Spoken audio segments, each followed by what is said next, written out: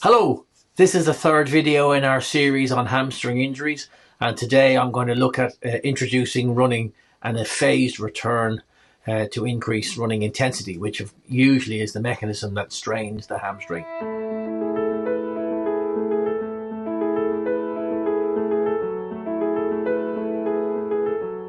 Hi, I'm David Fitzgerald from Dublin Physiotherapy Clinic, and if this is the first time you've seen our videos, please feel free to subscribe and give us a thumbs up if you found the information helpful.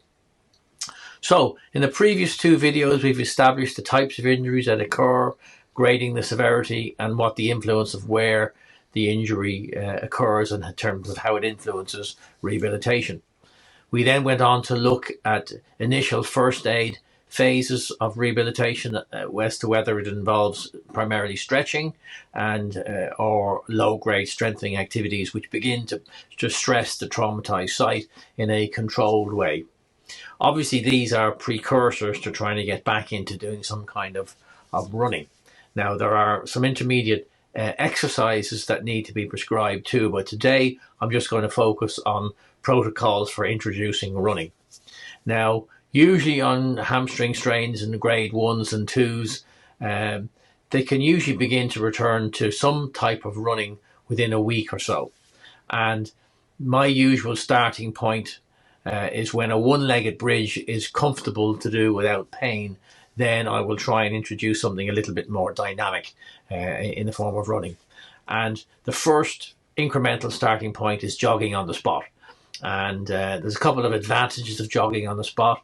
One is that the hamstring length doesn't have to change excessively. So although our hip and knee are bending, if we're on the spot, it's not being put through a full stretch. So it's a nice way to introduce some dynamic loading to the hamstring in quite a safe way.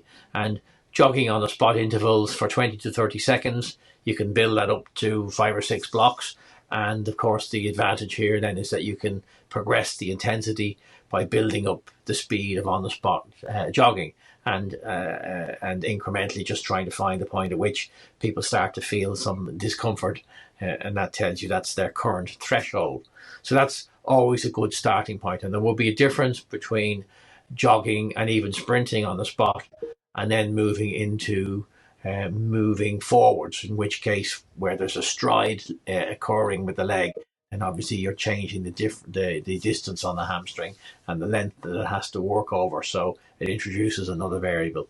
So when we've gone through the first stage of jogging, interval jogs on the spot, building up to high speed, and again, as I say, that can happen in a week to 10 days, or it may be a bit longer with some more severe hamstring, then we need to introduce some dynamic movement. And the best way to do that is to arbitrarily pick a jogging pace, which let's say might be 25% of full running speed. And the best way to work on that is to run over 40 to 50 meter interval. And we generally would use a rolling start and a rolling finish. And that means that they just gently break into the stride and slowly stride out into that jogging pace for the 40 meters with a walk back recovery. So the walk back is just to make sure that fatigue isn't part of the challenge here, just purely to load the hamstring muscle. And at the other end of the run interval, then rather than putting the brakes on fast, they taper off into a slow stop. So they're important that you sandwich between the start and the finish, that there's no sudden changes in loading, and that's an important priority as you're beginning to load the hamstring. Then in terms of incrementally making that more intense, people will often say, well, add 10% or 20% to your running intensity. The reality is that that's very hard, if not impossible, to actually physically gauge. So really my preference is to take whatever time it takes and to record the time on a phone or a stopwatch to whatever their jogging time takes for a 40 to 50 meter interval, and then make a 10% incremental change on that time. So they have a specific target to work for, and that's a much more systematic way of quantifying progressive increase in load. So that allows you to work through incremental progressions, again with the same principles of tapered start and tapered stop, and that allows you to gradually build up your intensity. And in general, you don't want to continuously build up intensity during the same session. And that again is a bit of a judgment call. If a light jog at 25% is quite easy, do you then go to a 35% or a 40% effort? There's a little bit of a variation in interpretation there, but you have to gauge what your starting point is. If you start too vigorously, then you run the risk of re-injuring the hamstring. The other thing to say is that it's best to make one incremental change in pace during the session and then reassess over 24 hours. And we touched on this in the previous video. One of the reasons for that is that when the tissues are warm and elastic and the blood flow is increased, it's often you'll often only gauge if you've caused some micro damage when the tissues cool down. And that's generally why you would leave it 24 hours to reassess whether there has been any actual damage or have you loaded within the tolerance of the repair site. And that's an important criteria and the main reason why you just don't keep pushing and pushing and pushing in the same session, because then it's hard to know if they didn't break down during the session but they're sore the following day. Well, what level of loading was the factor that made the difference? So that can sometimes make it a bit more laborious.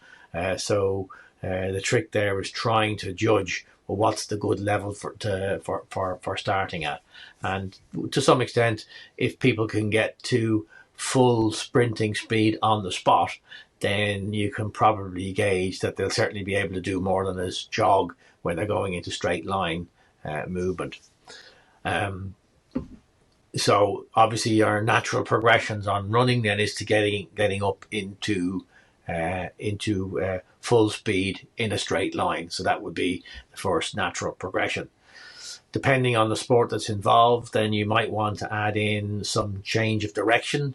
So you're putting asymmetrical stress and load on the hamstring. So that's the next natural level of progression, and then changes in body position where they might be jumping or reaching down to the ground. And that typically wouldn't be at full speed, it would be at some variant of it. But they are, if you like, the sort of the milestones to achieve with a return to running protocol for a hamstring or really for any lower limb injury. On the next video in the series, we look at some of the specific strengthening drills that will be incorporated during that return to running kind of a protocol. So we'll take the exercises from the more basic levels, which we looked at in previous videos, and put in some of the incremental steps along the way there. So I hope you found that information helpful. Again, my name is David Fitzgerald from Dublin Physiotherapy Clinic. I've been treating these kinds of conditions for 31 years now. So we have some experience in treating these kind of cases. If you found the information helpful, please subscribe to our channel and give us a thumbs up. If you have any questions, enter them in the chat and we'll do our best to answer them. I'll see you again on another video. Bye for now.